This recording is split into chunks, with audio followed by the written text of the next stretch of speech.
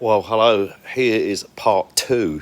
So today, it was a week ago that we took the first haul in, and yesterday we picked up the second truckload.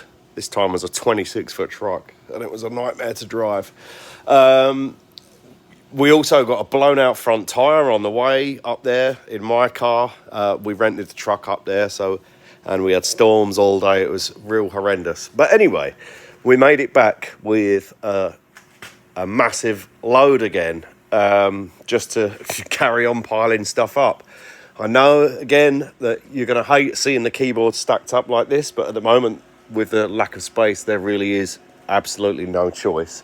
They're not going in a lock-up just yet, so and we're building a mezzanine floor and some nice proper storage for them to get them, just to keep them a bit safer. But yeah, so lots and lots more synths for all our synth heads to get all gooey over. Loads of new additions over here. We've got there a Korg Delta that's in really nice nick. The Korg, what's this one called? The Korg, not the Korg Delta, can't remember what it's called now. Anyway, Korg Lambda. Loads of stuff been added. I've inventoried a good deal of it. That's why you see all these yellow stickers on it. So I've kind of marked the physical condition of it and what it is and the serial number, so that we can then start piecemeal going through everything and getting stuff listed on the website. I've never personally seen so many synthesizers in one place. That's this. We can't get anything more in this area. An OB8 was picked up. There's another Korg Lambda. Bunches of these Phantom F6s. About 5 or 6 of those. Poly 61. This sounds really nice. Yamaha SK15. A whole bunch of Poly 6s. And I shudder to think what the CPU boards are going to look like in these things, because they don't fare very well if they're left alone for any length of time. This one is in really mint condition though. This is one I've lusted after for many years. This is a Korg Trident Mark II. Really, really beautiful piece. I hope it works. It probably doesn't, because I think these fall foul to the same battery leakage issues as the Poly 6 does. But you know what? I'm actually going to plug that one in next when I finish this little stream. Yep. Prophet 600, a Rhodes Chroma Polaris, and that is in really, really nice condition. Never seen one so good. I think there's another little sequential behind there. Oh no, it's a Roland JX3P, and then another Phantom F6. I know that you're probably all wincing and shaking your head at me for stashing them like this, but right now I've got absolutely no choice. Otherwise, they'd be up there in the bedroom and my wife would be killing me. I was contemplating putting a Jupiter 8 under the bed, but Vermona DRM, Electro-Harmonics vocoder. This gorgeous little eventide instant flanger. I know they're pretty rare and sought after. I can't wait to start actually going through stuff and being able to start assessing stuff that needs repairing. There's a pretty big Roland System 100M setup with its keyboard. Moog Taurus 2 there. This is a pretty rare. This also has a keyboard to go with it. This is a Steiner Parker synth system. I've not tested it. It doesn't look too happy, so it's at the very least it's going to need a good clean and some assessment. There's a complete set here, including the speakers and the mixer and the sequencer for the Roland system, the original System 100. I have already had a little play with this today. I couldn't help myself, and it works really nicely. That's a gorgeous piece. And yeah, I've never seen the speakers that go with it. Its own little custom speakers. Some Paya thing. I haven't tested that out yet. This is absolutely beautiful. I think this is going to get a nice cabinet. I don't think this is original anyway. It's a piece of shit, the cabinet. But that's an Aries 300 modular setup. So got a lot of nice stuff. Nice Ampeg bass amp. Big 16-track tape machine with DBX noise reduction system. So many of these Prophet 2000s. I'm not really a big fan of them. I've got one upstairs anyway, but they're I think it's the same sound engine as the Studio 440. It sounds really nice, but they're just meh to use. Tons of stuff in this rack that we picked up. This took really long to sort out, but what we got there, we got some amps. We got a fully loaded H3500 Eventide Ultra Harmonizer.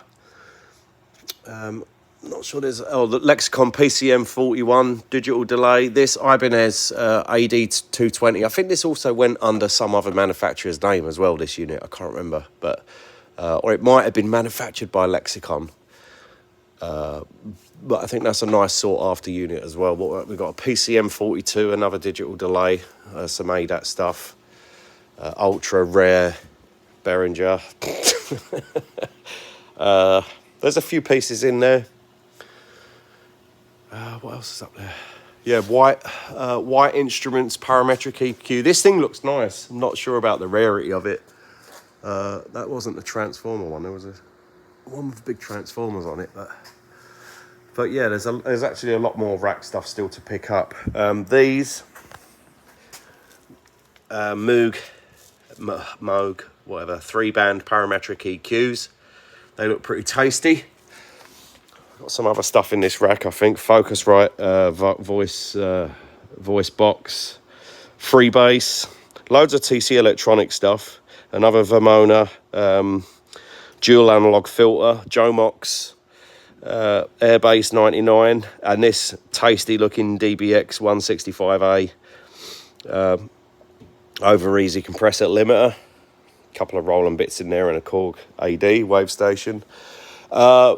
There was a couple more Wurlitzes turned up and a really, really beautiful first production model. I think it was the model 112 of the Wurlitzer electric piano.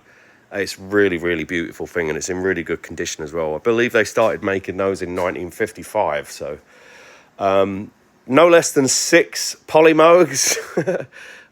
Shudder to think. I don't even want to turn them on yet, but I'll get round to it. I think there's like 4 Polymoog synthesizers, and then the rest of them are the Polymoog keyboards. This thing, which I'd never seen before, and it looks absolutely amazing. It's huge. It's an Akai S1000, but the keyboard version of it. How's that? Look, it's awesome. There is a huge box of vintage. Let me see if I can get to it real quick. Really.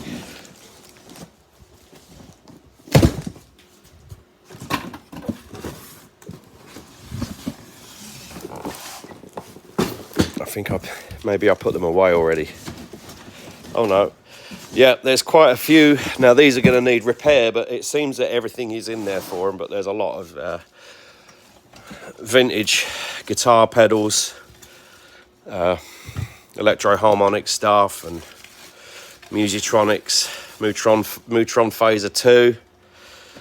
Quite a few of these are pretty sought after because they're originals, I believe, and obviously not the remakes from the 90s. A lot of them got remade in the 90s, but original Clone Theory.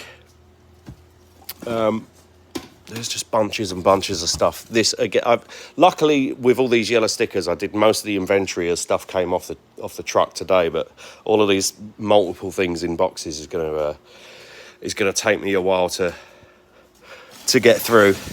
I need a pic of this ring to show my wife. See, honey, my gears bend ain't so bad.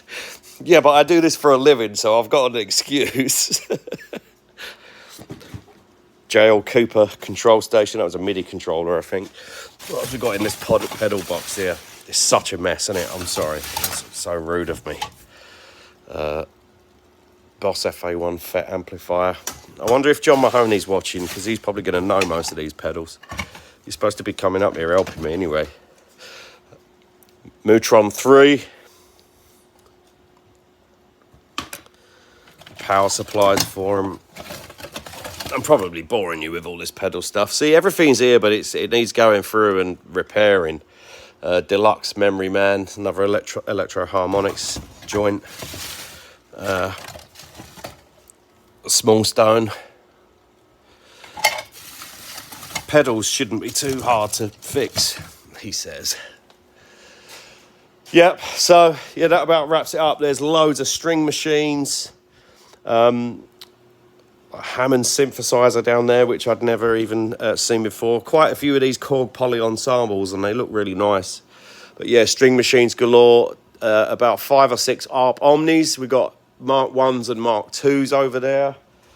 That's about it. I mean, Moog Liberations. Oh, this thing over here as well. This is the Metasonics. This is a vacuum tube synthesizer, serial number 6. Pretty rare, as I'm told. I've got to boot that thing up and have a listen to it. I bet it's going to sound pretty crazy. Yeah, so that's about it for today. I've got all the Korg stuff now on the rack, and the memory Moogs and all that stuff. So throughout the week, I might be able to start doing some testing videos and give you some sound demos and stuff. Not that you haven't heard it all before.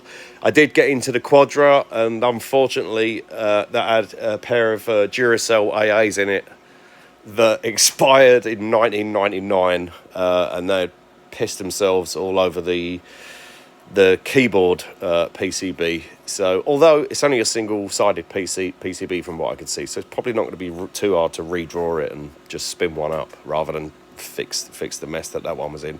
There was a few more octave cats and stuff arrived today. A lot of this stuff in here is arrived today that's just stacked up, so you can't see most of it, but there's some stuff in there.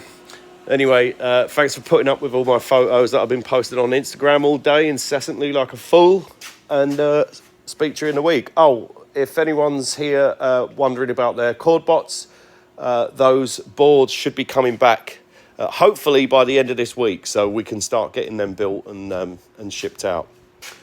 Toodle pip. How do I stop this thing?